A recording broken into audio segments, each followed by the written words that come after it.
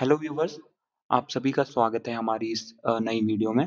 तो आज की इस वीडियो में हम बात करने वाले हैं विश्व के प्रमुख जल संधि या विश्व के प्रमुख जलडमरू मध्य। आपने नाम सुना होगा जलडमरू, ठीक है? विश्व के प्रमुख जल संधि कहें या जलडमरू कहें, major states of the world. तो हम बहुत ही जो मेजर हमारे हमारे लिए बहुत ज़रूरी हैं जल संधियाँ, उनके बारे में चर्चा करेंगे हम आज। तो सबसे पहले जलडमरू या जल संधियाँ होती क्या हैं? जो स्टेट्स हैं हमारे, वो होते क्या हैं? जलडमरू जो है, अगर मैं एक परिभाषा के तौर पे कहूँ, तो एक प्राकृतिक सक्रिय जलधारा, जो एक समुद्र या महासागर को दूसरे समुद्र या महासागर से जोड़ती है। या फिर अगर हम इस तरीके से कहें इसको कि 2 स्थल खंडों को अलग करने वाली पतली प्राकृतिक सक्रिय जलधारा, को हम जलडमरू कहते हैं। अब ये जलडमरू बनते कैसे हैं? देखिए, ये जलडमरू बनने के कुछ मानवीय कारण भी हो सकते हैं और प्राकृतिक कारण। अधिकतर हम देखते हैं कि जो नेचुरल बने हुए हैं बहुत पूरे विश्व में, जैसे आप देखते हो जिब्राल्टर जलडमरू। अब ये बनते क्यों हैं? ये प्लेटों के एक-दूसरे से दूर जाने पर या जब प्लेटों की डाइवर्जेंट मूवमेंट होती है, तो तब ये बनते हैं। और एक ह्यूमन मेड भी बनते हैं ये, मनुष्य के द्वारा भी बनाए जाते हैं। जैसे मनुष्य के द्वारा बनाए गए कौन से हैं? पनामा नहर और सुएज़ नहर।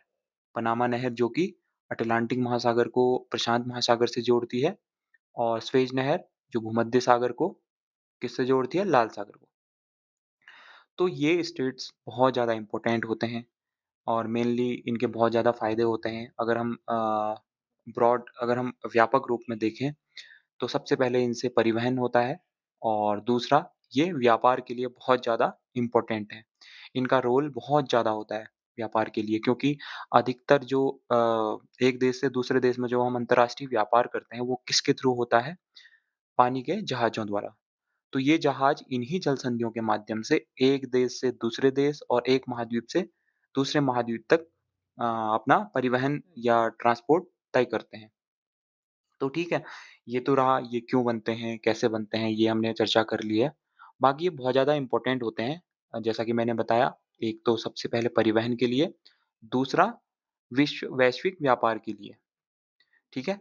तो कुछ इम्पोर्टेंट जलडमरू के बारे में हम देखेंगे। इस स्लाइड में आप बहुत ज़्यादा जलडमरू इसमें दिए गए हैं, लेकिन हम मेजर ही जो हमारे एग्ज़ाम के पॉइंट ऑफ व्यू से हम देखेंगे। तो देखिए यहाँ पे लिखा है जल संधि। जल संधि जल मार्गों का एक पतला चैनल है यानी पानी का संकीर्ण मार्ग जो 2 समुद्रों या पानी के 2 अन्य बड़े क्षेत्रों को जोड़ता है। जल संधि की मुख्य विशेषताएँ निम्नलिखित हैं। प्राकृतिक प्रक्रियाओं द्वारा निर्मित, जो कि मैंने बताया प्लेट टेक्टोनिक जब प्लेटों 2 प्लेट 1 प्लेट में ही या 2 प्लेटों में डाइवर्जेंट मूवमेंट या अभिसारी एक-दूसरे से दूर जाती हैं, तो उनके बीच में पानी भर जाता है, तो उसे जलडमरू कहते हैं।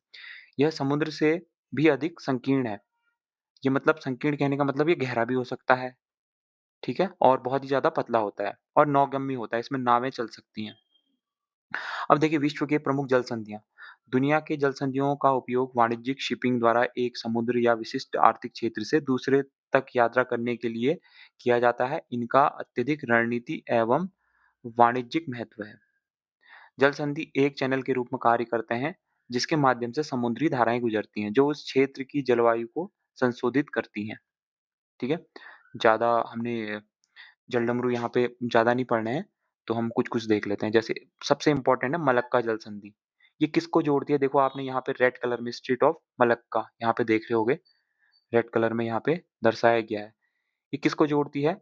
इंडोनेशिया और मलेशिया। ये ऊपर जो है वो मलेशिया है और जो नीचे का द्वीप है वो क्या है? इंडोनेशिया का द्वीप है। तो इन दोनों को जोड़ती है। ये देखो यहाँ पे हिंद महासागर है, यहाँ पे अंडमान सी कह सकते हो आप, हिंद महासागर का ही भाग है अंडमान सी और यहाँ पे दक्षिणी साउथ चाइना सी। तो साउथ चाइना सी और हिंद महासागर उसको जोड़ती है ये दोनों। ये जो मलक्का जल संधि है, हिंद महासागर और दक्षिणी चीन सागर को जोड़ती है। इसके माध्यम से व्यापार होता और ये विश्व की सबसे लंबी जलडमरू है या जल संधि है, सबसे लंबा स्ट्रेट है। और रणनीतिक या सामरिक रूप से बहुत ज़्यादा इम्पोर्टेंट है क्योंकि चाइना का इंटरफेयर यहाँ पे बहुत हो रहा है और एक बहुत ही ज़्यादा इम्पोर्टेंट राजनीतिक भूगोलवेत्ता हैं इंडिया के पन्नीकर महोदय। पन्नीकर महोदय ने ये भी कहा है कि जो इसको कंट्रोल करेगा वो अब विश्व पे राज करेगा, ठीक है?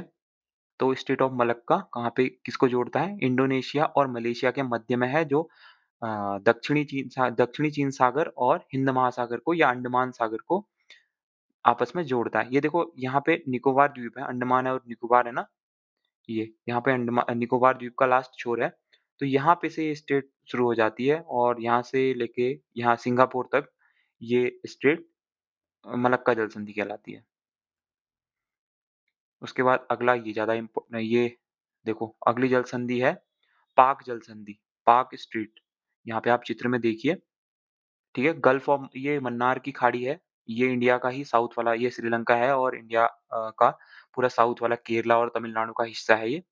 ये तमिलनाडु का रामेश्वरम है, मदुरई है, आप देख रहे होंगे। तो ये पाक जल संधि वो किसको जोड़ती है? एक तो मन्नार की खाड़ी और इधर साइड क्या है? बंगाल की खाड़ी, ठीक है? भारत और श्रीलंका के मध्य में है ये। ये भी कह सकते हैं हम बंगाल की अरब सागर को बंगाल की खाड़ी से जोड़ने वाली स्टेट कौन-सी है? पाक जल संधि है। ये इंडिया और श्रीलंका के बीच से होके गुजरती है। उसके बाद अगली है सुंडा जल संधि, जावा सागर और हिंद महासागर। अभी हमने देखा था मलक्का जल संधि, उसके ही नीचे अगर आप देखोगे यहाँ पे सुमात्रा द्वीप है और यहाँ पे जावा द्वीप है, ठीक है? जावा और सुमात्रा द्वीप के बीच में यहाँ पे हिंद महासागर है और यहाँ पे जावा सागर है। मैं आपको पिछली स्लाइड में दिखाऊँ तो ये देखो, यहाँ पे आपको दिख रहा होगा जहाँ पे सिंगापुर लिखा हुआ है, ये कौन-सा द्वीप है? जावा और ये नीचे जो द्वीप है, ये सुमात्रा द्वीप है। ये दोनों किसके हिस्से हैं? इंडोनेशिया के ही हिस्से हैं और सिंगापुर के जस्ट नीचे यहाँ पे अगर जावा द्वीप है, तो यहाँ पे कौन-सा सागर होगा? जावा जावा सागर। तो जावा सागर और हिंद महासागर, ये हिंद महासागर है इधर साइड, ठीक है? और यहाँ पे आप कर्सर की ओर ध्यान देंगे, यहाँ पे हिंद महासागर है ये पूरा और यहाँ पर से एक पतला सकरा-सा रास्ता आप देख रहे होंगे, ये कौन-सा है? मैं आपको अगर ज़ूम करके दिखाऊँ, तो यहाँ पर को ये इंडियन सी है इधर साइड और इधर साइड कौन-सा है? जावा सागर है। इसके बीच में जोड़ने वाला जो रास्ता है, ये कौन-सा है? सुंडा जल संधि, ठीक है? समझ में आ गई होगी आपको।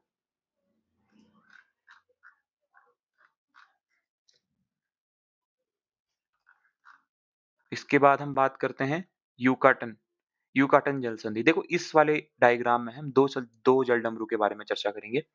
एक आपको दिख रहा होगा यहाँ पे, देखो ये क्या है? यूएसए का फ्लोरिडा है ऊपर, जहाँ पे कर्सर है वहाँ पे आप ध्यान देंगे। यूएसए का फ्लोरिडा है ये, ठीक है? फ्लोरिडा वाला हिस्सा है और नीचे है जो द्वीप, वो क्यूबा द्वीप है। तो यूएसए का अगर फ्लोरिडा है तो यूएसए ही कहलाएगा। तो ये वाला हिस्सा भी ये कौन-सा कहलाएगा? यूएसए का कहलाएगा। यूएसए और क्यूबा को अलग करने वाली जल संधि कौन-सी है? जलडमरू कौन-सा है? स्टेट ऑफ फ्लोरिडा, फ्लोरिडा जलडमरू या फ्लोरिडा जल संधि कह सकते हैं। अगर मैं जलडमरू कहूँ और जल संधि कहूँ या स्टेट कहूँ, एक ही बात है। तो स्टेट ऑफ फ्लोरिडा यहाँ पे है और इसके जस्ट नीचे ये कौन-सा है? मेक्सिको का हिस्सा, यहाँ पे लिखा हुआ भी है देखो, मेक्सिको। ये मेक्सिको का ये पूर्वी हिस्सा है, ठीक है? मेक्सिको का पूर्वी हिस्सा और क्यूबा को अलग करने वाली जल संधि कौन-सी है? यूकाटन चैनल या यूकाटन जल संधि, कहीं-कहीं पर कुछ चैनल भी लिखा होगा। ये यूकाटन है और ये स्टेट ऑफ फ्लोरिडा, ठीक है? दोनों अटलांटिक महासागर में ही होंगे ये। उसके बाद ये ज़्यादा इतनी इम्पोर्टेंट नहीं है, ये भी इतनी इम्पोर्टेंट नहीं है, बाब अल मंडेब, ये बहुत ज़्यादा इम्पोर्टेंट है। बाब अल मंडेब, जिसमें जो लाल सागर और अदन की खाड़ी को अलग करती है। देखो यहाँ पे जिबूती जो अफ्रीका का देश है, ठीक है? और यमन जो एशिया का देश है। तो इन दोनों के बीच में पाई जाती है। देखो मैं ज़ूम करके आपको अगर दिखाऊँ, ये आपको रेड सी दिख रहा होगा, ठीक है? आपको ये रेड सी दिख रहा है यहाँ पे ऊपर साइड और यहाँ पे गल्फ ऑफ अडन या अदन की खाड़ी दिख रही होगी और ये कौन-सा है? अरब सागर है ये पूरा। हिंद महासागर का अरब सागर वाला हिस्सा है और यहाँ पे ये सकोत्रा द्वीप है यमन का और ये गल्फ ऑफ अडन लिखा हुआ है यहाँ पे और ऊपर रेड सी है, लाल सागर। तो इन दोनों को जोड़ने वाला ये बाब अल मंडेब यहाँ पे लिखा हुआ है देखो। ये देखो जिबूती और अडन या यमन का पूरा हिस्सा है ये। इसके बीच को इन दोनों को अलग करने वाला या लाल सागर और गल्फ ऑफ अडन को जोड़ने वाला जो जलमार्ग है या जलसंधि है या स्ट्रेट है, वो कौन-सा है? बाब अल मंडेब। ठीक है? ये भी बहुत ज़्यादा इम्पोर्टेंट है क्योंकि जो सुएज़ नहर के माध्यम से जो भी जहाज़ यहाँ पे आते हैं रेड सी में, सुएज़ नहर से होते हुए, रेड सी से होते हुए, बाब अल मंडेब से होते हुए, अरब सागर से होते हुए पूरा इंडिया में ये व्यापार होता है। ठीक है? इंडिया से आगे को भी जो व्यापार होता है, तो उसके लिए बहुत ज़्यादा इम्पोर्टेंट है। उसके बाद है कुक स्ट्रीट। जैसा कि नाम से अगर कोई क्रिकेट वगैरह देखता है तो आपने देखा होगा कुक जो होते हैं वो क्रिकेटर होते हैं वो कहाँ के हैं? न्यूज़ीलैंड के हैं, ठीक है? आपने न्यूज़ीलैंड द्वीप अगर देखा होगा नहीं देखा होगा तो आप ऑस्ट्रेलिया के नीचे देखना राइट साइड में न्यूज़ीलैंड द्वीप है, ठीक है? तो न्यूज़ीलैंड द्वीप भी 2 द्वीपों से मिलके बना हुआ है। न्यूज़ीलैंड में भी एक तो साउथ न्यूज़ीलैंड कह सकते हो और नॉर्थ न्यूज़ीलैंड। तो इन दोनों को अलग करने वाली जो स्टेट है वो क्या है? कुक जल संधि। ठीक है? ये न्यूज़ीलैंड का ही हिस्सा है। ये उत्तरी न्यूज़ीलैंड है और ये दक्षिणी न्यूज़ीलैंड है नीचे वाला। तो इस इन दोनों को अलग करने वाली जो स्टेट है वो कौन-सी है?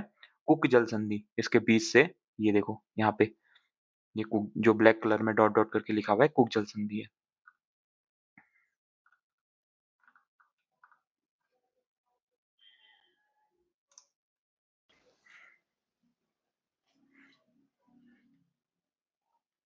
कुक जल संधि के बाद अगर बात की जाए तो फिर कौन-सा है हमारा कुक जल संधि के बाद मोज़ाम्बिक चैनल है, मोज़ाम्बिक जल संधि, जो कि आपने देखा होगा अफ्रीका के अगर आप पूर्व में देखोगे, तो एक मेडागास्कर द्वीप है। मेडागास्कर और यहाँ पे मोज़ाम्बिक है देखो मेडागास्कर और मोज़ाम्बिक समुद्री कौन-सी हैं, धाराएँ भी हैं, ठीक है? गर्म जल धाराएँ हैं। तो इन दोनों के बीच में जो है, वो कौन-सा है? Mozambique channel.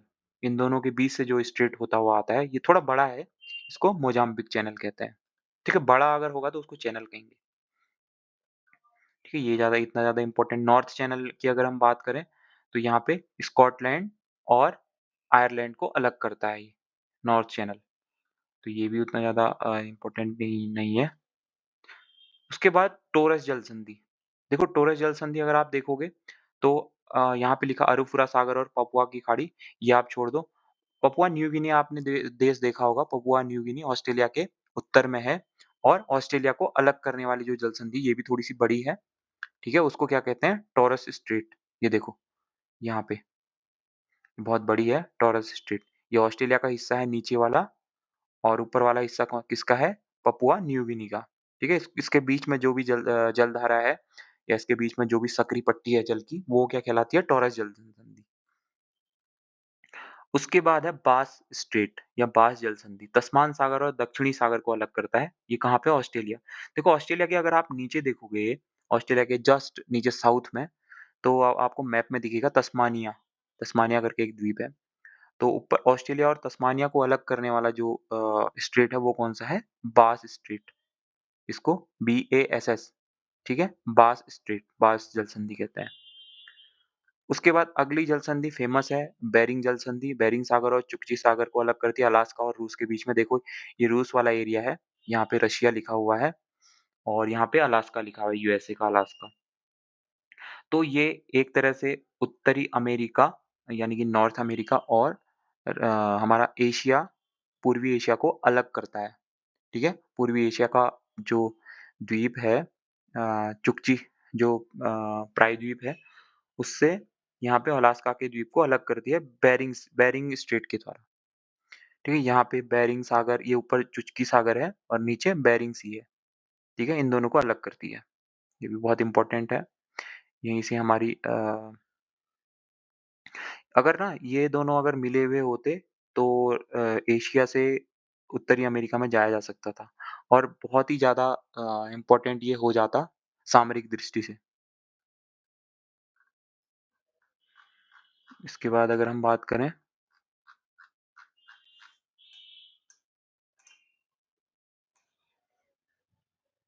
ये उतना ज़्यादा इम्पोर्टेंट नहीं है।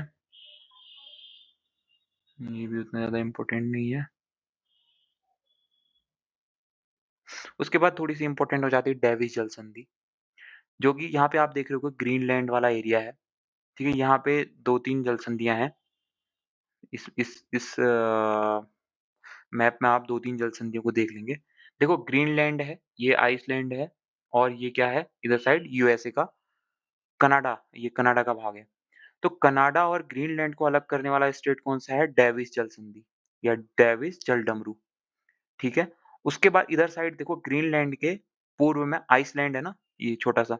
आइसलैंड और ग्रीनलैंड को अलग करने वाला स्टेट कौन-सा है? डेनमार्क स्टेट या डेनमार्क जल संधि। इसको आप याद रखेंगे। आइसलैंड और ग्रीनलैंड को अलग करने वाला डेनमार्क स्टेट और ग्रीनलैंड और कनाडा को अलग करने वाला डेविस स्टेट। यहाँ पे लेब्राडोर सी भी है, जहाँ पे लेब्राडोर की धारा बहती है।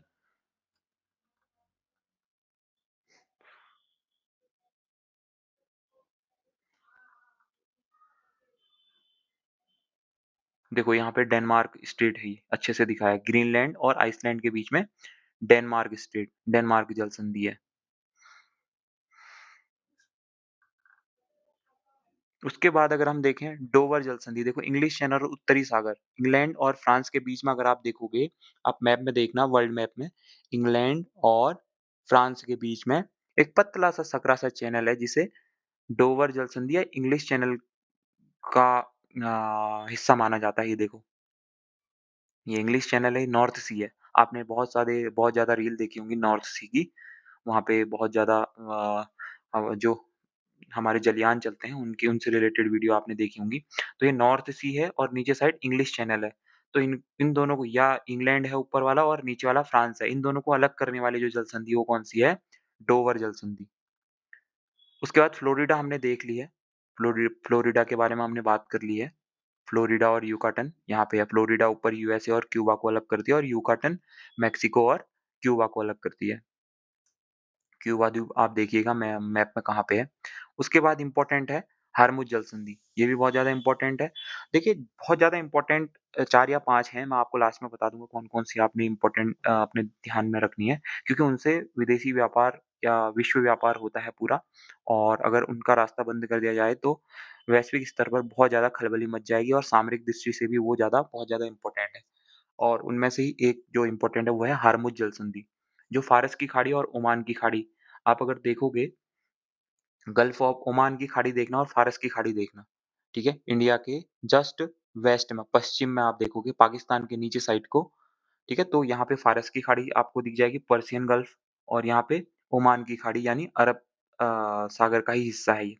इन दोनों को जोड़ने वाला जो यहाँ पे है, वो कौन-सा है? हार्मुज, ठीक है? यहाँ पे हार्मुज द्वीप है, तो उसके नीचे ही हार्मुज जल संधि भी है, स्ट्रेट ऑफ हार्मुज, ठीक है?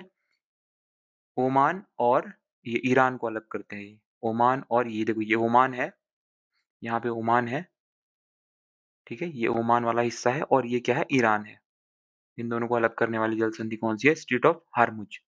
इसके माध्यम से ही तेल वगैरह जो भी है वो यूएई से जो भी इम्पोर्ट एक्सपोर्ट होता है, वो हमारे इधर साइड को होता है। उसके बाद हडसन जल संधि भी इतनी ज़्यादा इम्पोर्टेंट नहीं है। जिब्राल्टर के बारे में हमने बात कर ली। जिब्राल्टर बहुत ज़्यादा इम्पोर्टेंट है क्योंकि ये देखो यहाँ पे लिखा हुआ भी है, भूमध्य सागर और अटलांटिक सागर को अलग करती है। भूमध्य सागर और अटलांटिक महासागर को जोड़ती है। स्पेन और मोरक्को को अलग करता है ये। जिब्राल्टर जल संधि अरेबियन प्रायद्वीप के दक्षिणी इबेरियन प्रायद्वीप के दक्षिणी सिरे पर स्थित है। जिब्राल्टर जल संधि एक संकीर्ण जल संधि है जो अटलांटिक महासागर को भूमध्य सागर से जोड़ता है और यूरोप में जिब्राल्टर और प्रायद्वीपीय स्पेन को अफ्रीका में मोरक्को से अलग करता है। दोनों महाद्वीप जल संधि के सबसे संकीर्ण बिंदु पर 14 किलोमीटर दूर समुद्र से अलग होते हैं। मतलब 14 किलोमीटर चौड़ी है ये। 14.3 किलोमीटर चौड़ी है। जल संधि का स्पेन पक्ष एच एस्ट्रोज प्राकृतिक पार्क के अंतर्गत संरक्षित है। ये ज़्यादा इम्पोर्टेंट नहीं है, ठीक है? ये जिब्राल्टर यहाँ पे देखो, मैंने पहले भी दिखाया है आपको। ऊपर स्पेन है, नीचे मोरक्को है, बीच में जिब्राल्टर जल संधि है।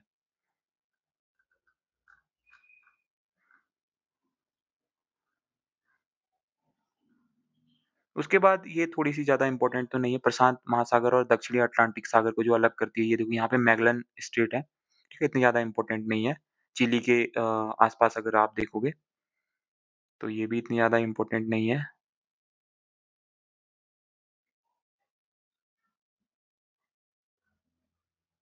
होने को बहुत ज़्यादा हैं इसमें जल संधियाँ। कोरिया स्टेट है जो ये कोरिया को, साउथ कोरिया को और जापान को अलग करती है। ठीक है? कोरिया स्टेट है। जमैका स्टेट है एक ये, जमाइका और हेती द्वीप को अलग करती है, जमैका स्टेट। 10 डिग्री चैनल थोड़ा-सा इम्पोर्टेंट हो जाता है। अंडमान सागर और बंगाल की खाड़ी को जो अलग करता है, उसे क्या कहते हैं? 10 डिग्री चैनल। कार निकोबार द्वीप समूह और छोटा अंडमान को ये अलग करती है। देखो यहाँ पे है 10 डिग्री चैनल, ठीक है? अंडमान और निकोबार द्वीप को अलग करने वाला जो चैनल है, वो कौन-सा है? 10 डिग्री चैनल, लिटिल अंडमान और कार निकोबार, यहाँ पे आपको दिख रहा होगा। ये क्वेश्चन कभी-कभी जीके में भी आ जाता है। इंग्लिश चैनल की हमने बात कर ली है।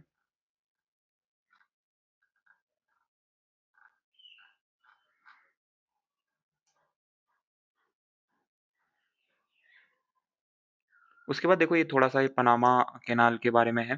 पनामा कैनाल ये अटलांटिक ओशियन है, यहाँ पे पनामा आपने देखा होगा, पनामा देश है। पनामा देश के बीच से एक नहर निकाली गई है। यहाँ पे ये प्रशांत महासागर है नीचे। तो प्रशांत महासागर और अटलांटिक महासागर को जोड़ने वाली जो जलडमरू है वो कौन-सी है? पनामा सागर। अगर ये नहीं होता तो सारे जहाज़ों को यहाँ से जाना पड़ता। ये चिली के दक्षिण से होते हुए, ठीक है, यहाँ पर को जाना पड़ता। लेकिन इसके बनने से क्या होता है, प्रशांत महासागर से डायरेक्ट हम अटलांटिक महासागर में प्रवेश कर सकते हैं, अटलांटिक महासागर से प्रशांत महासागर में प्रवेश कर सकते हैं। तो ठीक है, ये आपके कुछ इम्पोर्टेंट जलडमरू हैं, इनको आपने देखना है। देखो Gibraltar, Bab al Mandeb, Hormuz, Malacca, Bering, Suez नहर, पनामा नहर, ये आपको लोकेशन पता होनी चाहिए, कौन-सा किस देश को अलग कर रहा है, ये पता होना चाहिए, बाकी तो ज़्यादा इम्पोर्टेंट नहीं है, लेकिन आपको पता होना चाहिए। जैसे जिब्राल्टर है, सबसे इम्पोर्टेंट, जो कि पूरे इंग्लैंड को, पूरे यूके को, यूनाइटेड किंगडम को किससे जोड़ता है? एशिया के दक्षिणी एशिया के देशों से। दक्षिणी एशियाई देश इम्पोर्टेंट इसलिए हो जाते हैं क्योंकि सबसे ज़्यादा खपत का बाज़ार कौन-सा है? दक्षिण एशियाई देश, इंडिया, चाइना, या फिर हम कहें ये इंडोनेशिया, मलेशिया, थाईलैंड, फिलीपींस, यहाँ पर को बहुत ज़्यादा पॉपुलेशन रहती है और हर कोई यहाँ पे व्यापार करना चाहता है क्योंकि खपत का एकमात्र बाज़ार है ये। जब ज़्यादा पॉपुलेशन जहाँ पे होगी वहीं पे तो लोग अपना व्यापार स्थापित करना चाहेंगे ना, तो उसके लिए बहुत ज़्यादा इम्पोर्टेंट है ये जिब्राल्टर, क्योंकि अगर ये नहीं होता जिब्राल्टर, तो सारे जहाज़ों को कहाँ से आना पड़ता? केप ऑफ गुड होप यानी साउथ अफ्रीका के दक्षिण में, साउथ से होके गोल घूम के आना पड़ता। तो ये दूरी बहुत ज़्यादा हो जाती। इससे अच्छा ये है कि जिब्राल्टर जलडमरू के माध्यम से हम भूमध्य सागर से होते हुए, सुएज़ नहर से होते हुए, लाल सागर से होते हुए, बाब एल मंडेब अगर हम स्ट्रेट पार करें, तो अरब सागर में पहुँच जाएँगे और अरब सागर से होते हुए पाक जल संधि जो कि इंडिया और श्रीलंका के बीच में है, वहाँ से होते हुए मलक्का जल संधि से होते हुए इंडोनेशिया तक जा सकते हैं हम। शॉर्ट रास्ता ये कह सकते हैं हम, ठीक है? तो जिब्राल्टर बहुत ज़्यादा ज़रूरी है, इम्पोर्टेंट है, जो कि मोरक्को और स्पेन को अलग करता है, जो कि भूमध्य सागर और अटलांटिक महासागर, आप ऐसे ही याद कीजिएगा, जैसे भूमध्य सागर और अटलांटिक महासागर को अलग करता है, वैसे करने को और भी करते हैं, लेकिन स्पेन और मोरक्को को भी तो अलग करता है, भूमध्य सागर और अटलांटिक महासागर को जोड़ता है, यानी 2 महासागर को तो जोड़ रहा है स्टेट, और 2 महाद्वीपों को या 2 देशों को अलग कर रहा है, या महाद्वीपों को अलग कर रहा है, ठीक है? तो जिब्राल्टर कहाँ पे है? फ्रांस और मोरक्को के बीच में। और दूसरा उधर से अगर हम आएँगे भूमध्य सागर से होते हुए फिर कहाँ पे पहुँचेंगे? हम स्वेज़ नहर के माध्यम से हम लाल सागर में पहुँचेंगे, फिर लाल सागर को अरब सागर से अलग करने वाला जलडमरू कौन-सा है? बाब अल मंडेब, ठीक है? फिर बाब अल मंडेब के जस्ट ऊपर फ़ारस की खाड़ी और अदन की खाड़ी, ओमान की खाड़ी को अलग करने वाला, या अरब सागर को अलग करने वाला जलडमरू कौन-सा? हरमुज। फिर हम सीधे आते रहेंगे ईस्ट की तरफ को, तो इंडिया और भारत और श्रीलंका को अलग करने वाली जलडमरू कौन-सा है? पाक जल संधि। उसके बाद हम फिर ईस्ट में जाएँगे, तो मलक्का जल संधि बहुत ज़्यादा इम्पोर्टेंट है, ठीक है? जो कि मलेशिया और इंडोनेशिया को अलग करती है और सीधे हिंद महासागर को दक्षिणी चीन सागर से जोड़ती है। और इसी स्ट्रेट के माध्यम से इंडिया और जापान के बीच में व्यापार होता है, इंडिया और फिलीपींस, इंडिया और जो भी इंडोनेशिया, इधर इनके मध्य में व्यापार होता है। तो ये थे कुछ महत्वपूर्ण जल संधियाँ। तो आप एक बार इसको ज़रूर देखिएगा। आप मैप बनाइए और पूरे विश्व का मैप लीजिए और वहाँ पे मार्क करते हुए जो भी इम्पोर्टेंट जल संधियाँ हैं उनको नोट कीजिए और रोज़ एक-एक अगर 7-8 बार आप इसको देखेंगे तो आपको याद हो जाएगा। तो अगर वीडियो अच्छी लगी होगी आपको तो लाइक कर दीजिएगा। Thank you.